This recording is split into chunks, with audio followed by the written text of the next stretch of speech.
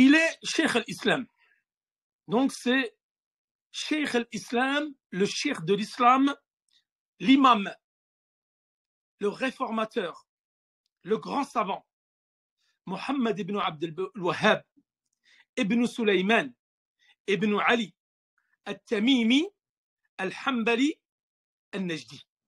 Car au niveau du fiqh de la jurisprudence, c'était un Hanbali, comme la plupart des savants d'Arabie Saoudite. Parce qu'il est de la région de Nejd. Et la région du Nejd, c'est la région de Riyad, c'est-à-dire au nord-ouest de l'Arabie Saoudite, c'est-à-dire là où il y a actuellement la capitale de Riyad. Il est né en 1115 de l'Hégire, qui correspond à peu près de l'année grégorienne en 1792. Donc il est né au 18e siècle, fin du 17e, début 18e, dans la ville de Al-Uyayna. Donc la ville où il est né, elle s'appelle Al-Uyayna.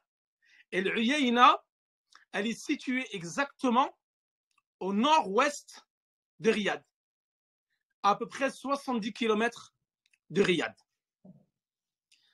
Cheikh Mohammed ibn Abd al-Wahhab, lorsqu'il est né, il a commencé à grandir, il a mémorisé le Coran avant l'âge de 10 ans, comme ce fut le cas de beaucoup de savants avant lui et après lui, et comme ce fut le cas des pieux prédécesseurs, qui attachaient énormément d'importance à la mémorisation du Coran avant même de rentrer dans l'acquisition et dans la recherche de la science bénéfique.